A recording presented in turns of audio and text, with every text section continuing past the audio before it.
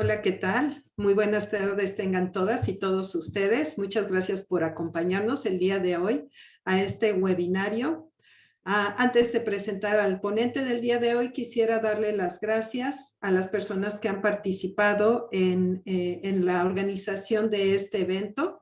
Tenemos el gusto de ser un evento coorganizado con 3 entidades de la Universidad Nacional Autónoma de México, de la UNAM.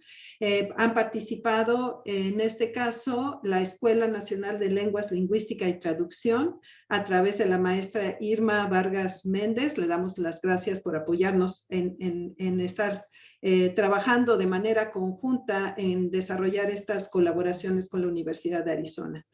También ha estado apoyándonos y tenemos varios proyectos en puerta con el maestro Alan Sánchez Vázquez, quien es profesor del Departamento de Idiomas en la Escuela Nacional de Estudios Superiores, Unidad León, la Inés León también. Muchas gracias, Alan. Y también está con nosotros y nos acompaña en este caso, en este webinario, quien va a hacer las presentaciones de nuestro ponente, la doctora Elena Gómez Adorno, quien es investigadora del Instituto de Investigaciones en Matemáticas Aplicadas y Sistemas, y que en conjunto con el doctor Iván Vladimir Mesa han estado también trabajando en la construcción de esta colaboración. Yo soy Elena Centeno García, soy la directora de la oficina de la UNAM en la Universidad de Arizona. Y bueno, esta actividad que tenemos el día de hoy es parte de las iniciativas para incrementar la colaboración entre ambas instituciones, entre la Universidad Nacional y la Universidad de Arizona, y ahora en particular en un tema que específicamente es de mucho interés, sobre todo con todos los desarrollos tecnológicos y con el futuro que estamos avecinando en cuanto a cada vez depender un poco más de las tecnologías, pues el tema de Human Language Technology. I'm going to switch to English so I can welcome those audience who are at the University of Arizona in the United States. Thank you very much for being with us. This conference will be in English. I'm just very thankful to the entities at UNAM who had participated in the collaboration of organizing this event, this webinar. And I want to welcome Gus Hahn-Powell, who is a professor at the Department of Linguistics at the University of Arizona. And I will give the microphone to Elena Gomez, who is a researcher at the Institute of Applied Mathematics and Systems at UNAM, who will be doing the presentations. Everybody welcome, and I won't take more time so we can hear this interesting talk. Thank you. Thank you very much, Elena, for this introduction to this event. Thank you for to all the organizers that have been working a lot to have Gus here presenting this wonderful talk here for all the students at UNAM and at the University of Arizona. So now I will present, I will give you a short introduction of Gus Hahn-Powell.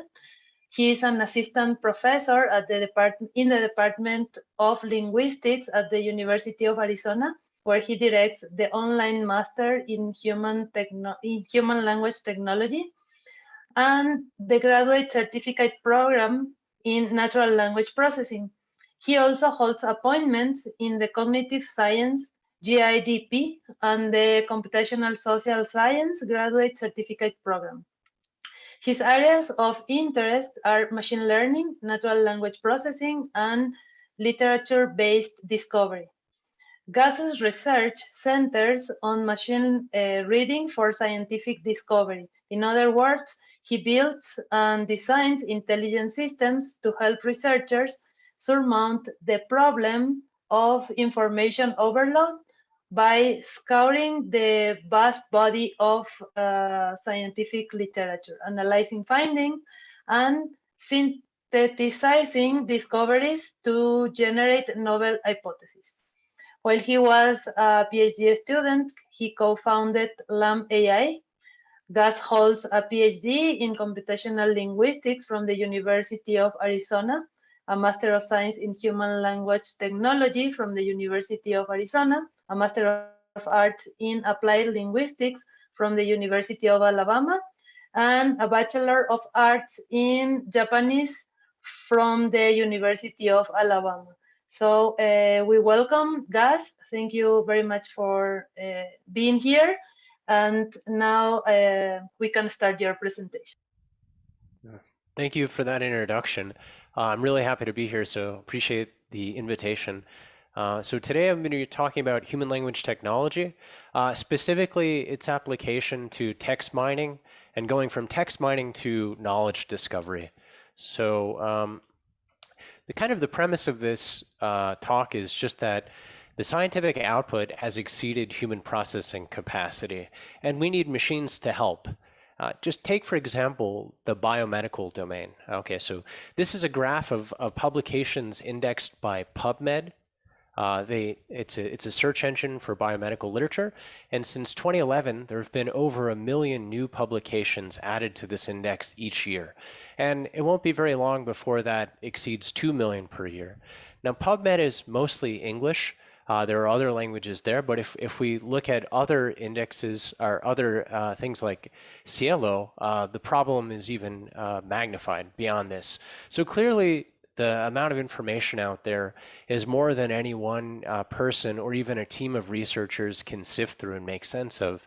And this is a real problem, right? Because it's very possible that we're missing maybe the treatment to some disease is already described, or all the parts of that treatment are already known to us, but they're just scattered across the literature, and they need to be assembled, sort of like a puzzle, right?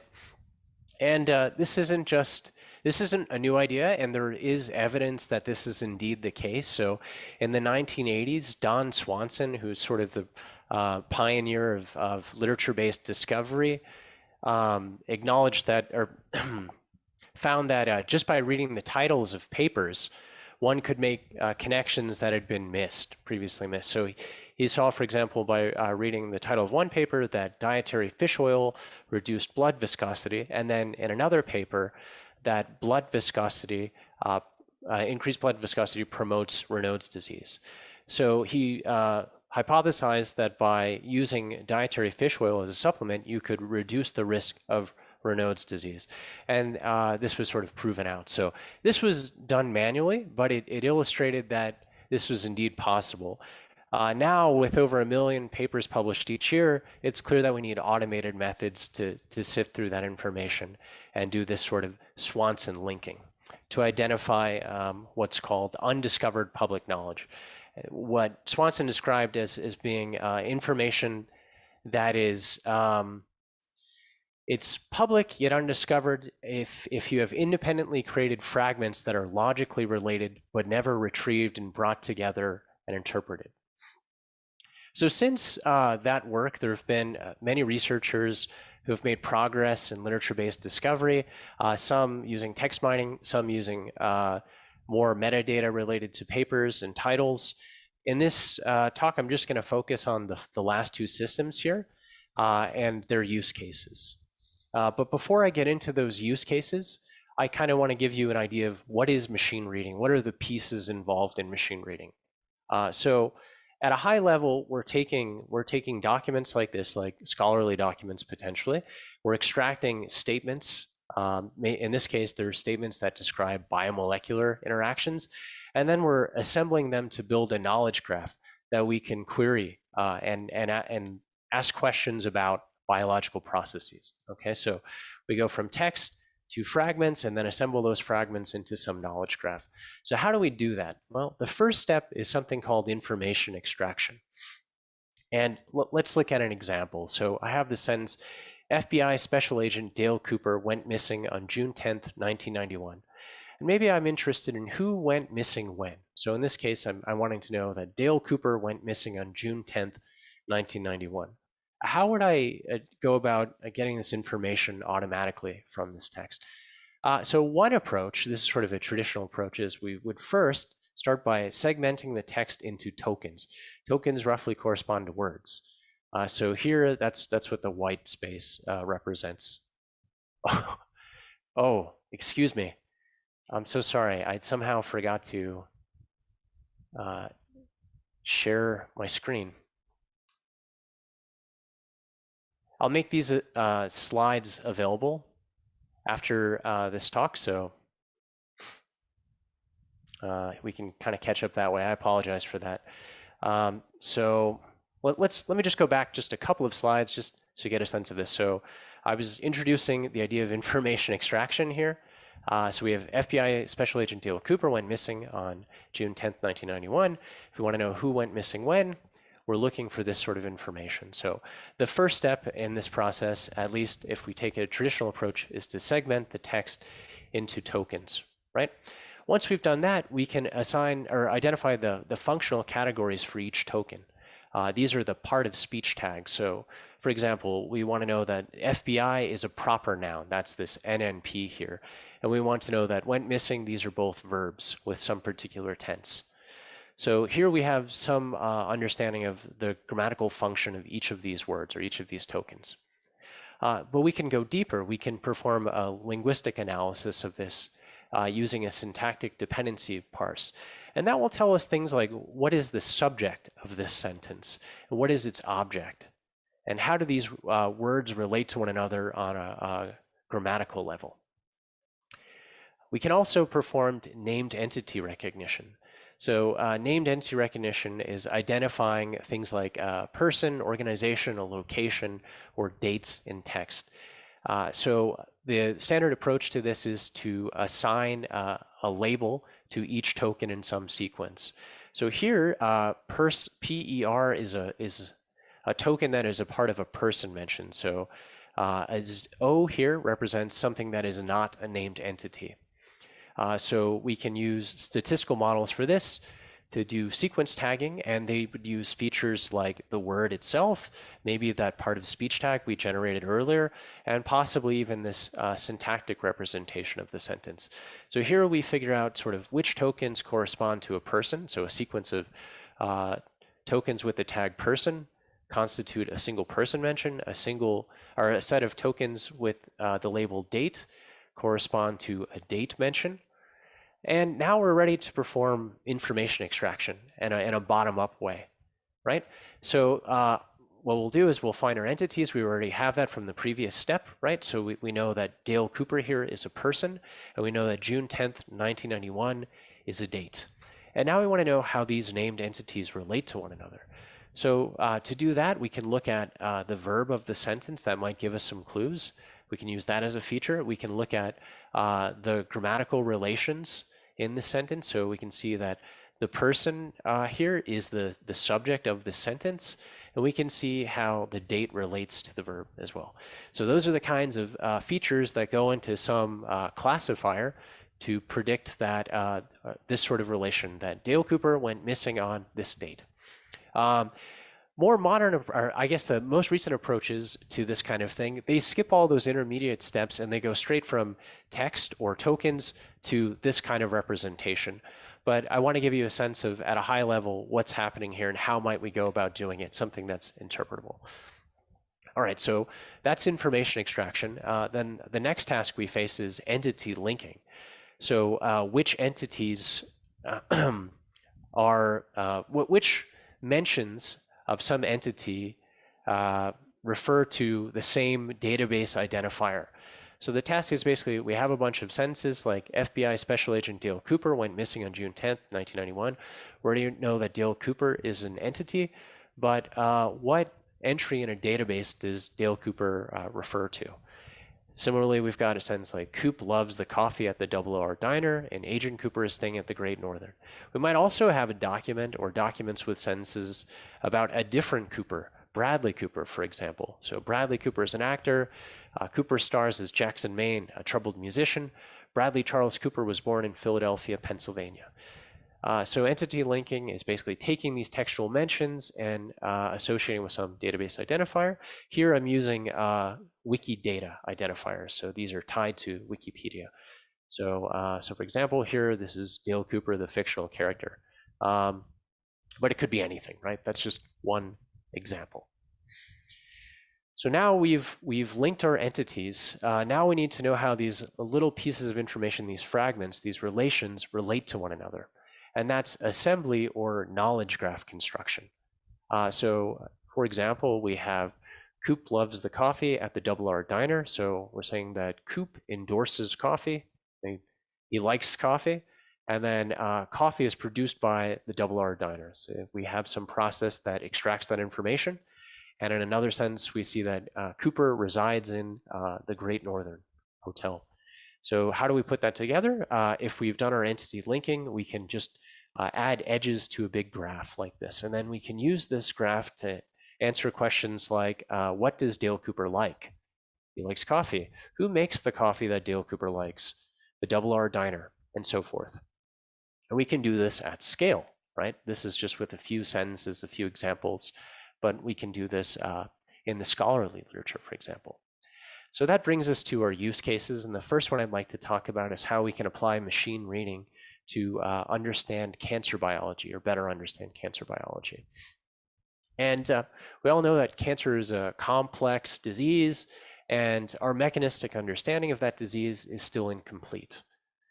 So can we use machine reading to construct or extend models of cell signaling pathways, things that would explain how someone can get cancer? Many things have to go wrong within a cellular process in order for you to develop cancer, for a person to develop cancer. And there are many forms of cancer, of course. And our knowledge of these pathways is incomplete. But some of that information is hidden in plain sight in the literature. So that's sort of the premise of this work. And that's the idea sort of behind the DARPA Big Mechanism program. DARPA is the Defense Advanced Research Projects Agency. So this is something I participated in with colleagues, and the goal of that was to read the biomedical literature and extract useful information, and then assemble that information, those extractions, to construct causal models of cancer biology. So going back to this earlier image, we're going from text to fragments, these relations, and then assembling those fragments into a knowledge graph. And the system we developed to do this is called REACH. And if you're curious to learn more than what I describe here, there's a link to the paper. At a high level, this is how REACH works. So as I showed in that other walkthrough example, we're going to pre-process the text, we're going to tokenize it, apply statistical models to identify named entities, the parts of speech, and the syntactic structure of that sentence. Then in a bottom-up fashion, we'll extract entities, and then we'll find relations between those entities, and then relations between other relations, nested events here. Then we're going to determine the polarity of these relations. In some cases, the language in a sentence will mean that you would reverse something. So something that would increase may decrease in a certain case. So REACH has support for detecting shifts in polarity here.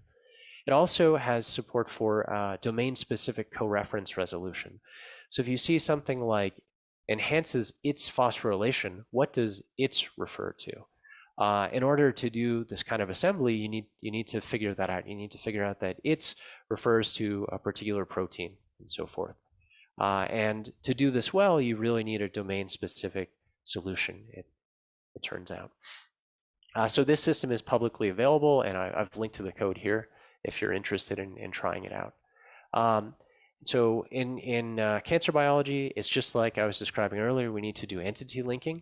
Luckily, in the biomedical domain, there are many resources available to help us with this problem. You can see that there's very little lexical overlap here, and all of these terms refer to the same entity that I'm representing here as MEK, MEK.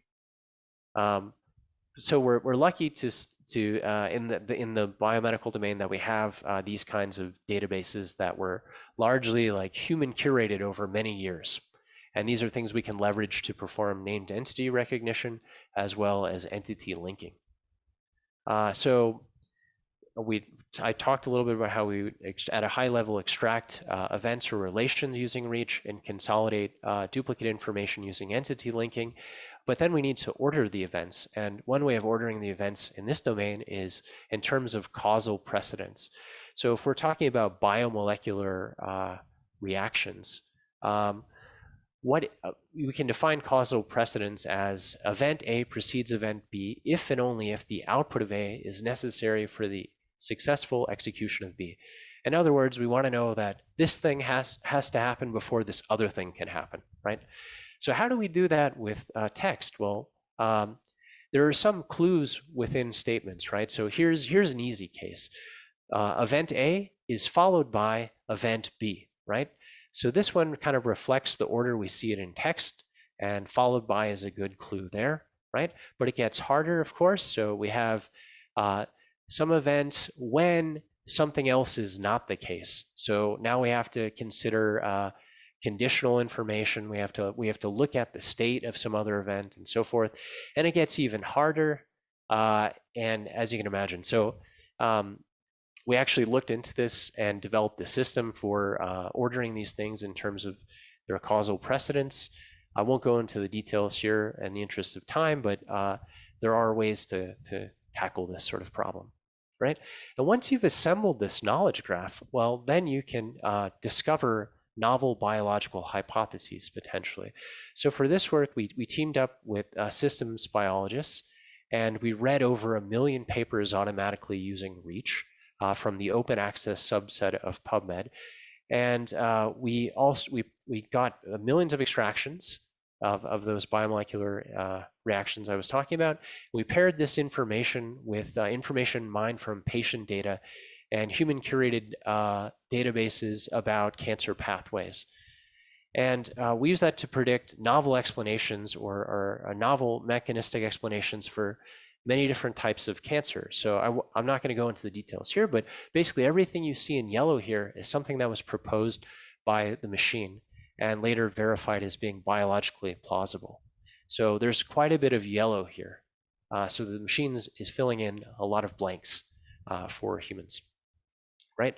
And to give you a sense of how useful this is, we generated a number of hypotheses. And if we look at, so if we use some sort of redundancy criteria, so first we just say, if we've seen it only once, that relation once, a biologist determined that 65% of those cases are correct, meaning that they reflect what is described in text and it's biologically plausible. And if we only consider the reactions that we've seen at least twice in text, like in different papers, the confidence goes up quite a bit, so 80%. So hopefully we can see that there are some applications to advancing our understanding of how cancer works and potentially proposing new treatments for cancer that are personalized, right? So that was actually sort of the easy case, a single domain with a lot of human curated knowledge for entity linking. Now I want to talk about another case that's a bit more complicated, and that's mining the literature around children's health. So this involves many different domains like nutrition science, virology, and it also involves multiple languages. Some of the literature related to children's health is in Portuguese, say, papers indexed by Cielo. Others are in English, and we want to relate this information across languages and across documents and across domains. So we have a couple of papers related to this. So if you're curious, you can take a look at those. But I'll give you kind of an overview of this. This was a follow-up work to what we were doing for DARPA. And in 2013, the Gates Foundation started the Healthy Birth, Growth, and Development Initiative to answer questions about global health with a particular focus on reducing child mortality in the developing world. So we got involved in this project. We wanted to see if we could adapt the system we built for the biomolecular domain to read just general information about children's health. But unlike the biomedical domain, we had no knowledge base as to what entities we actually cared about, because we care about diseases, we care about crops, we care about geopolitical events, all kinds of things. And there's not really one comprehensive resource for that. Wikipedia is maybe the closest, but even Wikipedia is incomplete. So we didn't have any knowledge base or way of detecting entities offhand. So we basically use noun phrases as a proxy for concepts of interest. So just this sequence of words constitutes one noun phrase. So Dale Cooper, for example, is a noun phrase, right? So that's what we used here. And to link these concepts or perform entity linking, we looked at the content words. We had a procedure for identifying the content words of these entities. So here are a couple of examples. So malnutrition among adolescents and adolescent malnutrition. We want to link both of these to the same entry in some database that we were creating, adolescent malnutrition. Here's another example of the prevalence of lung cancer and lung cancer prevalence, so you get an idea of how the technique works. It's messy, but we wanted to see how far we could get with these kinds of techniques. So we read a little over 100,000 publications, both from English and Portuguese, and we ended up extracting over 2 million relations, and these are causal relations. And then we constructed a graph of those relations. We assembled this knowledge graph of those relations and built a tool to query that graph and allow researchers to do rapid literature reviews and collaborate on constructing conceptual models that were substantiated by things reported in the literature. So I want to demo that to you now. I've got that in another tab here already open, and this is a publicly available demo. So if you're curious, you can play around with this after the talk. So I'm going to go ahead and open Influence Search, and this is sort of the first screen. Influence Search allows you to search for direct and indirect influence relations, so kind of causal statements. So for example, we can ask questions like, what are things that directly affect malnutrition, right? And we're presented with a graph-based view of that. And the results are paginated, I should say. So there are many more things that directly affect malnutrition according to the literature. One thing you notice from this view is that we have red edges and blue edges. Red edges indicate a decrease relation. So for example, illness, let's see, let's look for, well, let's go with one of these blue edges. So that's an increased relation. So we have diarrhea exacerbates malnutrition or increases malnutrition, right?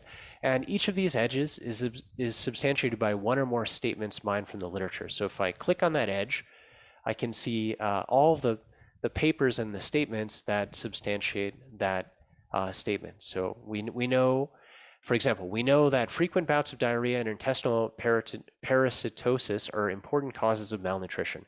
And here we have the title of the paper that came from, and if we click on that, we're redirected to the full text of that paper. So if you wanted to dig in further and understand the particular circumstances behind that, maybe you're skeptical about some reported finding, you can do that quite easily with this tool.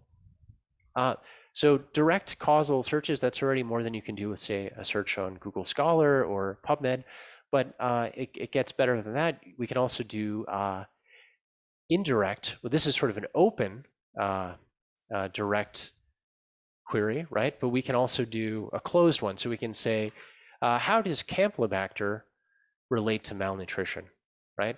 How does Campylobacter influence malnutrition? We don't get anything. We can also look for indirect connections between these concepts, even if they don't, if one doesn't influence the other directly, they may interact indirectly. So here we can see that Campylobacter increases infection, and infection has an effect on malnutrition.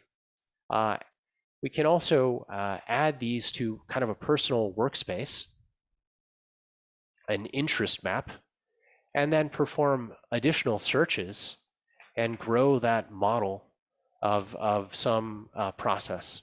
And then we can share this model and collaboratively build it with other researchers.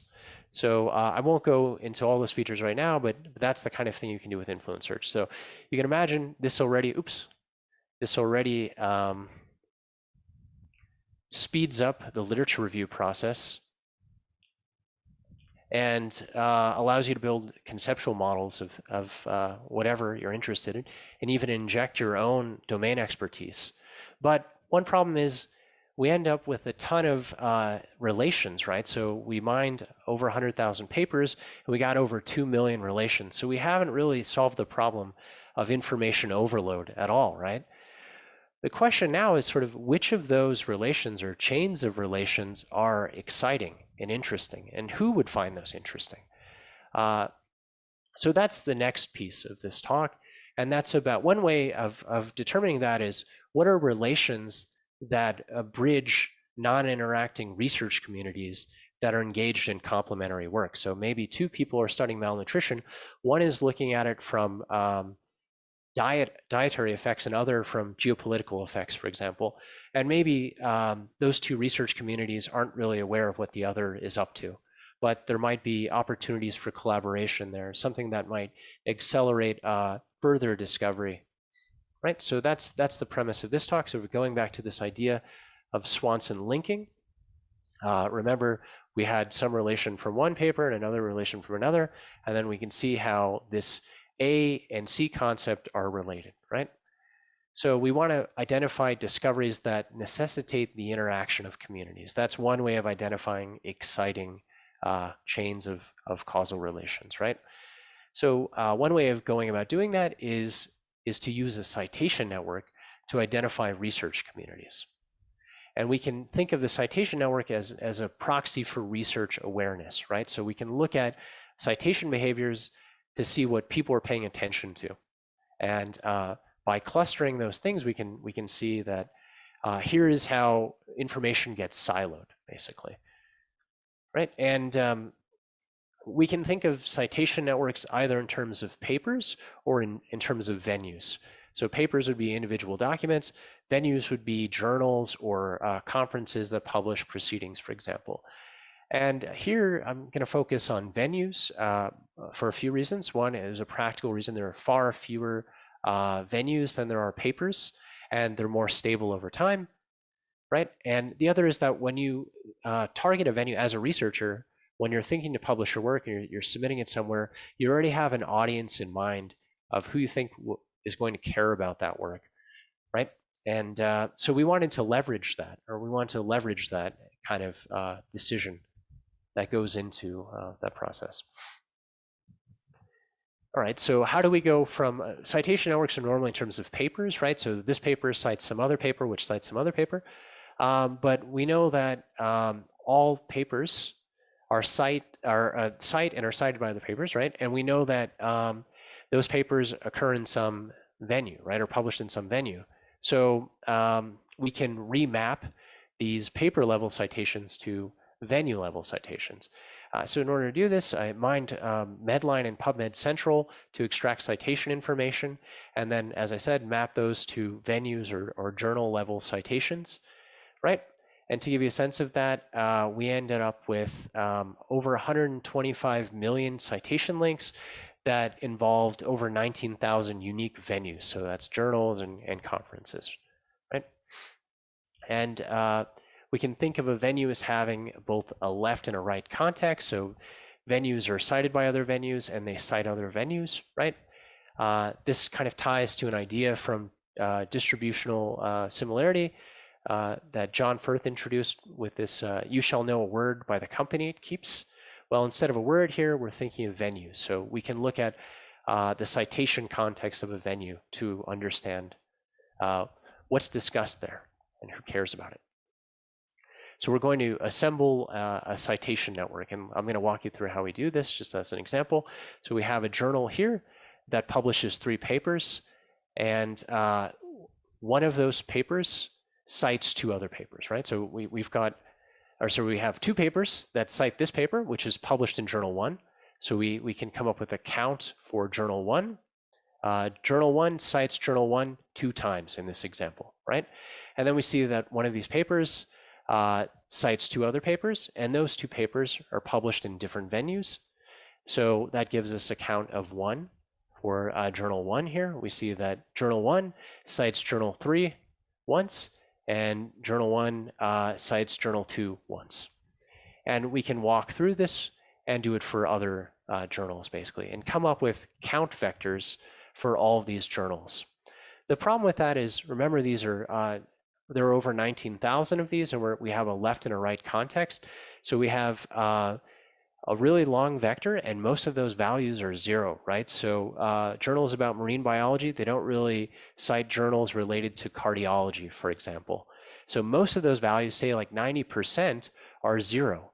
And if we're trying to compare 2 venues, seeing a 0 there is that might not be very helpful, right? Because even if they don't interact directly, they might be interacting in a roundabout fashion. So the zeros are a bit unreliable. So one way of getting around that is dimensionality reduction. We can take this sparse representation, this very big sparse representation, and compress it down into a vector of, or an embedding of dense values, non-zero values. So we're going from over 38,000 features in each vector to a dense vector of 100 features in this case, right? And if you're unfamiliar with this, well, in this work, I used singular value decomposition. It's a technique for this sort of compression. If you're unfamiliar with it, that's okay. We can just think of it as a way of compressing things. It's hard to imagine compressing like text, like this sort of venue information, but it's easy if we look at images. So here's an example of an image where I'm applying SVD, and here's that same image with 70% of the information, 50% of the information, 30% of the information. And here at 15% of the information, we're starting to see some decay. You know, it's starting to lose some of the details. It's noticeable. 10% it's worse. 5% it's even worse. But we can still recognize what this image is.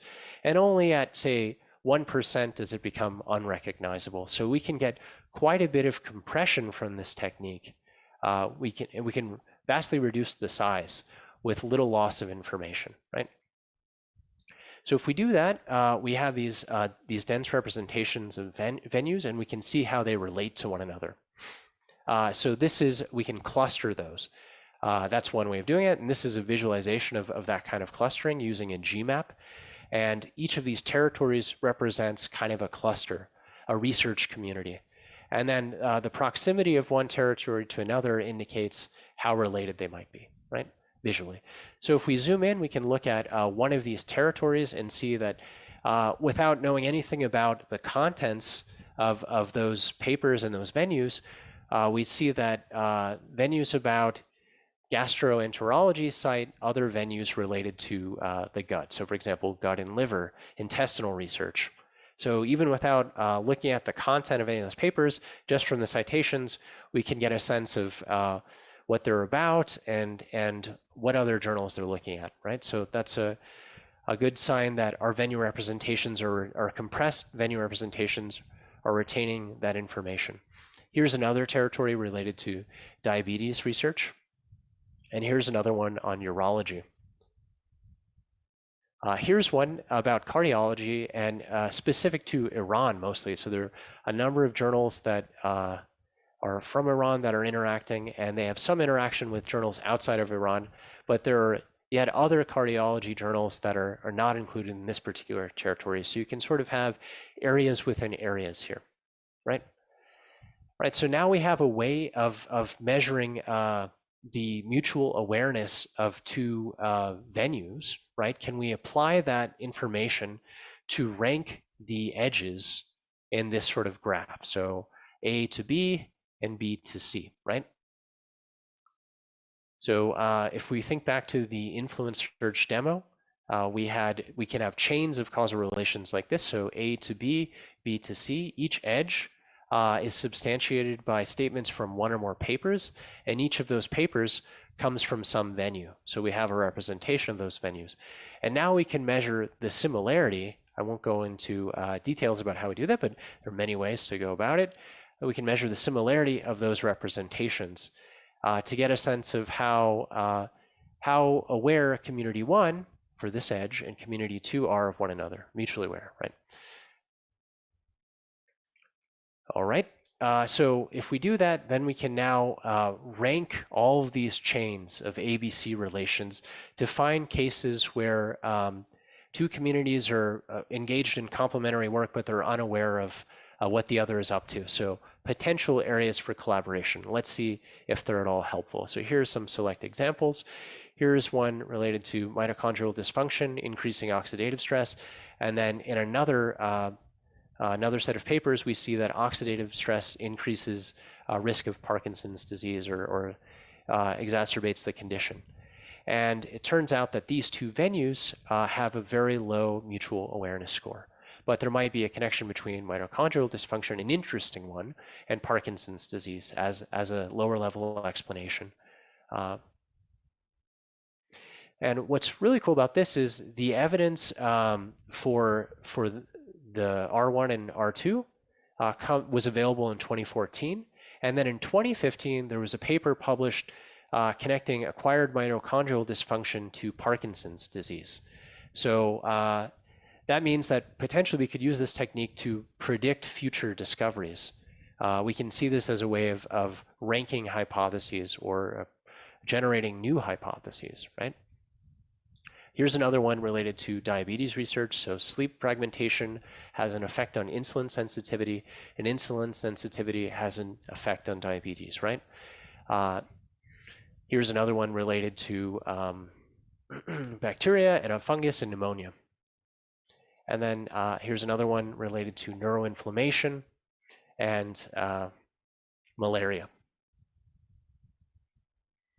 So hopefully that gives you a sense that with large-scale machine reading, we can glean insights into science, right? We can extend our understanding of science. And that could lead to novel treatments to diseases, or who knows, right? And we can surface opportunities for collaboration and discovery by identifying disconnected research communities. So that's really it for this talk. I just wanted to briefly mention that we also have an online MS in Human Language Technology at the University of Arizona. We actually have in-person and online options available, and it allows you to, if this sort of thing interests you, you can get a pretty good understanding of the field in less than 2 years, and the program includes an industry internship. And you know, like I said, you're going to learn the fundamentals of human language technology and natural language processing, things like machine learning, how to do text mining, speech recognition, probability theory, and all of the classification algorithms involved. And you'll be able to build valuable tools which allow you to, you know, help solve exciting problems and maybe earn a good salary. This is a lot of jobs in high demand related to this field. So I just want to quickly plug that program, and if you're curious to learn more, you can email me after the talk or visit this site to see some examples of the courses we offer and the curriculum. So that's it. Thank you. Thank you very much, Gus, for this wonderful talk.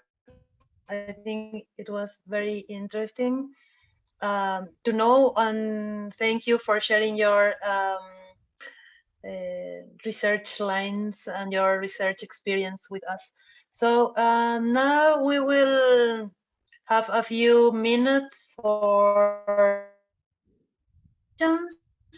So in the different platforms share this talk, you can write in the comments IMA's Facebook transmission, and also in the IMA's YouTube transmission. I think the Enes Leon also have a transmission running in their platforms. So if there is any question, you can send us through those media. But if there is no questions for the moment, I have a question. So can we use some of the techniques that you show us, but apply to other kind of medical text? For example, we are now working with medical records, where the from the health department of Mexico City. So is it possible to use these techniques to find, I don't know, symptoms or treatments performed to different patients? So what do you think about? Sure. Yes, absolutely.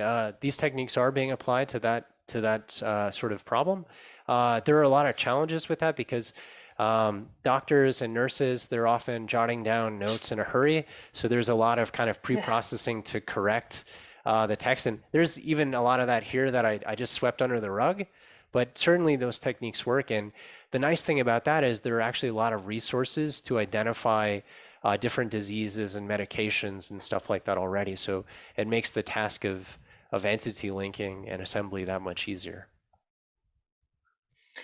And if we want to use this, you share with us this link about this process of entity recognition.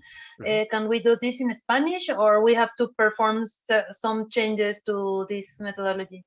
Well, that's a great question, and it's something there have been a lot of recent advances related to. There's been a lot of work on learning multilingual representations for all these things. So there are many ways of getting there. One is through machine translation. One is through language-specific models. So things that are trained, they already know that in Spanish this refers to this is a person or something like this, right? In Spanish, there are resources to kind of do it both ways. Resources specific to Spanish or kind of through translation. In some other languages, though, there are fewer resources available, and that's kind of an open problem. There have been some really great advances, but I think it's far from solved. And that's one of the big challenges. Thank you. Yeah. Thank you. We have some questions from the audience. They say that they ask, relationship between translation and human language technology. What do you think? Yeah, all right. That's a fair question. That's pretty open. Many ways of applying machine translation to human language technology or leveraging it, right? So one is when you don't have those language-specific resources available, like I was talking about, you might have just general models of how to translate from one language to another through things like Wikipedia, where you have the same page offered in many different languages. So you can look at all of those things and train something that is able to target many different languages. But I think another way of thinking about machine translation is not just from one natural language to another, but like one form of a natural language to another. So text simplification comes to mind. If you want to make some kind of scientific document accessible to someone without a PhD, text simplification is one way of going about doing that. And the techniques that are used for machine translation are also used for text simplification, or commonly used anyway. Thank you. There is another interesting question here in the chat. How data mining and human language technology are different or similar? Yeah, okay. Well, data mining is very general, right? Not all data is text. There are many other kinds of data that we can mine to uncover patterns. Think about predicting the price of the stock market or something like that. So now text mining is just sort of one step or one area of human language technology. So that's a kind of data mining, right? But as I tried to show in this talk, text mining has many different steps involved. There's like, if you want to do information extraction, you need to identify all this other stuff as well, right? You can use it for other things. You can use it for question answering, potentially, other kinds of systems, not just that. Not sure if I really answered that question, but the takeaway is that data mining is a bigger thing. It involves things beyond text. Yes, I think it's pretty much, this pretty much answered the question. I don't know if there is any other question in the chat, but you can also ask your questions in Spanish and we can translate them to Gus. But if there is no other question, I have another question about the MS program in human language technology. So do you have any requirements for enrolling to this program? If there is a minimum level of grades that the students need to have in order to apply to this program? And also if there is any scholarship for the students that are interested in this program? Yeah, so let's see, let's start with the first one, which was what are kind of the requirements, right, for admission. So the Graduate College at the University of Arizona imposes requirements for all programs, and they're detailed on the website. Okay. But basically, it either relates to your overall GPA or your most recent, I think, 20 credit hours or 30 credit hours, something like this. But if you have specific questions about that, you look at the website or email me. In terms of other requirements, this program is meant to be accessible to people without a background in computer science or maybe advanced math. We try to teach a lot of the essential math in the program. For the online program, we do expect students to be familiar and comfortable with programming, ideally in Python, but it doesn't have to be Python. But you don't have to have formal coursework to demonstrate that. You could be self-taught or take any number of free online courses. And the other question I think was about, sorry, it was if there is any scholarship that they can apply, right, or any. Mm-hmm. Yes. So I think that the cost of the online program depends on the country you're applying from. So that's one thing. It's made relative to your country of origin. I'm not really in charge of that. There are a couple of different scholarships offered through the grad college and other organizations that could fund your master's degree. And in worst case, if you did need to take out a student loan, I guess the light at the end of the tunnel is that the average salary in this field is competitive. Might make it worth it, I guess. It would allow you to pay off your loan quickly. Okay, we have another question from the audience, and I think you more or less answered this already. It says, if someone comes from the computer science, what kind of skills they need to learn human language technology? So if you're coming from computer science, and I'm going to assume you're already familiar with algorithms, data structures, programming, and some discrete math. So you might want to brush up on probability theory, some calculus, some linear algebra if you don't have that under your belt. If you're talking about our master's program, we kind of give you those pieces already. Of course, the other part is some knowledge of linguistics, some linguistic theory to help you understand how languages relate. So how you can apply one tool to a different language, things like that. And that's something, again, we teach in our program. Thank you very much, Gus. I don't know if there is any other questions. If not, I think we can end this presentation, this webinar. Oh. Arnoldo, Elena, I don't know. I see there's one other question. We have another, yeah. Can you give some samples of the kind of jobs the graduate get? This is a very good question. Okay, yeah, so I can. So if you search for things like NLP engineer, machine learning engineer, data scientist, others are analytical linguist. That's another possibility, but usually something engineering role related to machine learning or AI or natural language processing. Those are typically how those jobs are advertised. And then the big umbrella of data scientist, which is kind of a catch-all.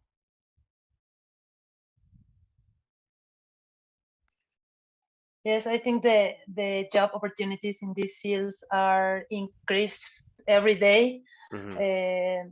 You can apply human language technology to almost every kind of problems nowadays, especially when treating with scientific text, social media, etc. Yeah, the sentiment analysis and many companies are looking at ways of incorporating NLP to increase the value of their products and the services they offer customers. So you can find in just about any industry a need. Yeah. Okay, so thank you very much, everyone, for being here, for participating, and for your great questions. Well, thanks for the invitation. Thank you, Gus. Well, I want to thank you both. Thanks, Elena, for leading this conversation. And Gus, thank you very much for being with UNAM. And I'm guessing that you will probably get some students contacting you and learning about the program. Yeah.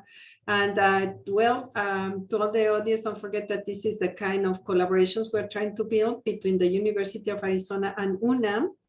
So you are very welcome to contact us, to contact UNAM Tucson, so we can help you to build more collaborations and more programs and webinars. And we always get requests. Any topic you want to explore, we are here to help you. Muchas gracias. Recording stopped. Les recordamos que, bueno, en UNAM Tucson, una de nuestras funciones es ayudarles a construir este tipo de colaboraciones y estamos abiertos a que nos den su opinión sobre qué otros temas les gustaría que tratáramos en nuestros webinarios. Muchas gracias a todos por su asistencia. Gracias, Elena. Gracias, Gus. Y gracias también a los otros participantes en la organización. Ramiro, Iván, Irma, muchas gracias a todos. Muchas gracias por la invitación y muchas gracias por la organización. Thank you, Gus, for the presentation. We will keep in touch with you. Thanks, everyone. Yeah, I hope so. Okay, look forward to chatting more.